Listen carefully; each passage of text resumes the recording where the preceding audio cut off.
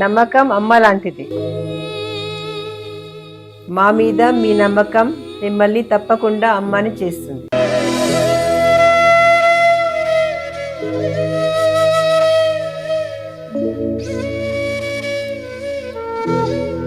నేడు ఎంతో మంది మా మీద నమ్మకంతో అమ్మాయారు. మీకోసం అమ్మతనం ఎదురు చూస్తుంది. వివరాలకు సంప్రదించండి. Kiran infertility centre, Hyderabad, Bengaluru, Chennai, Delhi. శ్రీమన్మహాగణాధిపతయే నమః. విశ్వకర్మ పరబ్రహ్మణే నమః.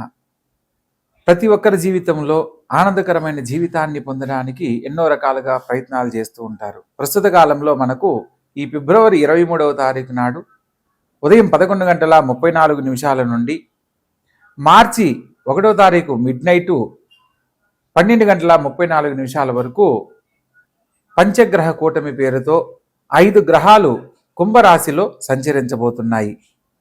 మనకు గత జీవితాల్లో షష్టగ్రహ కూటమి, సప్తగ్రహ కూటమి, ఇలా చతుర్గ్రహ కూటమి, త్రిగ్రహ కూటమి అంటే ఇట్లా మనకు ఒకే స్థానంలో 3 గ్రహాలు, 4 గ్రహాలు, 5 గ్రహాలు కలవడాన్ని మనం గమనించుంటాం. కానీ ఈ యొక్క 2026వ సంవత్సరంలో ఈ యొక్క పంచగ్రహ కూటమి అనే కుంభరాశిలో ఏర్పడుతుంది. పంచగ్రహాలుగా రవి, బుధులు, అదేవిధంగా రాహువు, శుక్రుడు మరియు కుజగ్రహాలుగా తెలియజేయడం జరుగుతుంది. ఈ 5 గ్రహాలు ఒకే స్థానంలో సంచరించేటప్పుడు ప్రత్యేకంగా రవి, రాహువులు గనక కలిస్తే పట్టుదలకు సంబంధించిన పనులు కానీ, విద్యుత్తుకు సంబంధించిన సంస్థల్లో ఇబ్బందులు, కొన్ని రకాల సమస్యలు ఎదుర్కోవడము, అదేవిధంగా కుజుడు సంచరిస్తున్న కారణంగా మాటకు సంబంధించిన కొన్ని మాట్లాడే సందర్భంలో ఆలోచించకుండా మాట్లాడడం వల్ల, తీసుకునే నిర్ణయాల వల్ల ఎదుర్కొనే సమస్యలు, అదేవిధంగా శుక్రుడు ధనానికి, ఆర్థిక లాభానికి అధిష్టాన దేవుడుగా, బుధుడు బుద్ధిబలానికి, తెలివిగా మాట్లాడే జ్ఞానానికి అధిష్టాన దేవుడుగా మనకు గ్రహాల యొక్క స్వభావాలు తెలియజేస్తూ ఉన్నాయి.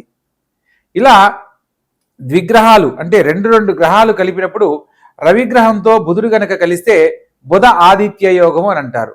ఈ బుధ ఆదిత్య యోగము చాలా యోగ్యమైనది. వారి వారి జీవితాలలో ఉన్నతమైన జీవితాన్ని, పేరు ప్రతిష్టలు పొందే విధంగా అనుకూలిస్తుంది. అదే సందర్భంలో శుక్రుడు గనక కలిశారు అని అంటే ఇక్కడ ఈ యొక్క శుక్రుడు ఎప్పుడైతే కలుస్తాడో బుధాదిత్య యోగ ఫలితాన్ని సంపూర్ణంగా పొందలేకపోవడానికి కారణమవుతుంది. శుక్రుడు చేరడం వల్ల ఏదైతే బుధాదిత్య యోగంలో మనం పొందాలనుకున్న ఫలితాలను ఆయన ఇవ్వనీయకుండా చేయడం అనేది జరుగుతుంది. తత్కారణంగా యోగం ఉన్నప్పటికీ కూడా కొన్ని రకాల పరిస్థితుల్లో మనం సమస్యలు ఎదుర్కోవడం కూడా జరుగుతూ ఉంటుంది.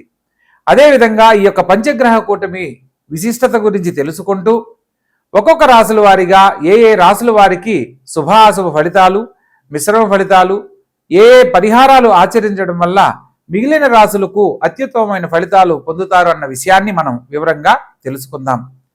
ప్రత్యేకంగా ఈ యొక్క పంచగ్రహ కూటమి గురించి మనం పెద్దగా భయపడవలసిన విషయం కాదు అనేది ముఖ్యంగా తెలుసుకోవాల్సిన విషయం. ఎందుకంటే 2019 డిసెంబర్ 26లో షష్టగ్రహ కూటమి ఏర్పడిన సందర్భంలో మనకు కరోనా పేరుతో అనేక రకాల సమస్యలు ఎదుర్కొన్న సంగతి అందరికీ తెలిసినదే.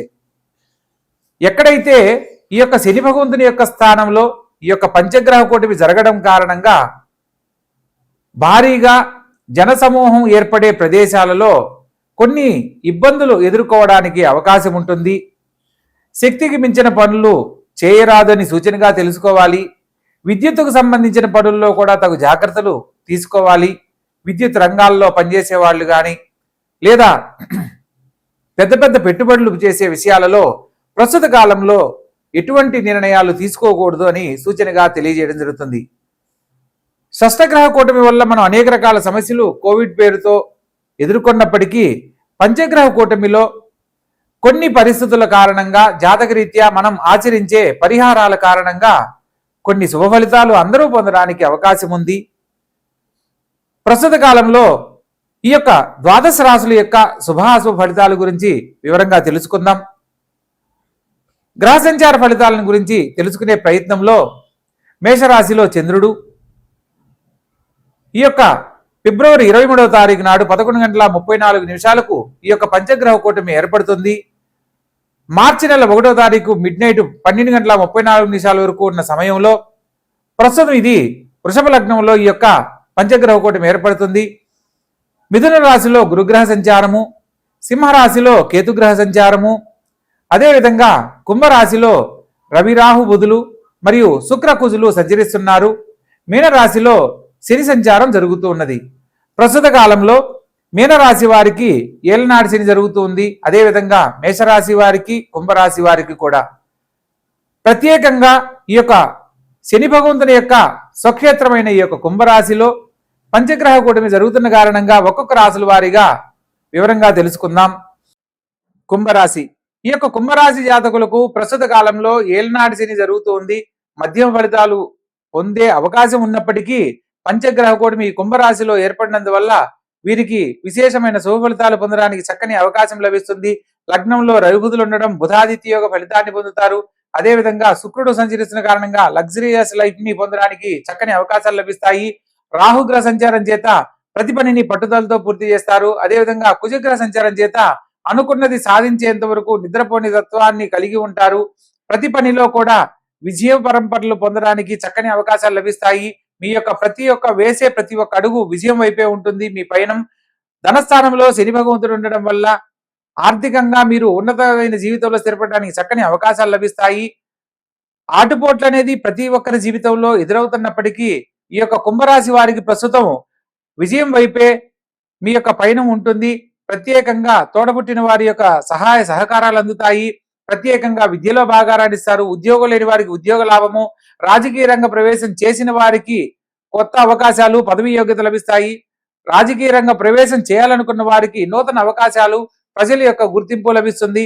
అదేవిధంగా ప్రభుత్వ సంబంధమైన ఉద్యోగం కోసం పనిచేస్తూ ప్రమోషన్స్, ఇంక్రిమెంట్స్ కోసం ఎదురు చూస్తున్న వారికి చక్కని శుభ ఫలితాలు పొందుతారు. లేదా గవర్నమెంట్ ఉద్యోగం కోసం ప్రయత్నం చేస్తున్న వారికి శుభవార్తలు వినే అవకాశం లభిస్తుంది. సప్తమ స్థానంలో కేతుగ్రహ సంచారం చేత జీవిత భాగస్వామి యొక్క ఆరోగ్య పరిస్థితి కొంత నలతగా ఉండడానికి అవకాశం ఉంటుంది. కాబట్టి ఆరోగ్య విషయంలో కొన్ని జాగ్రత్తలు పాటించండి.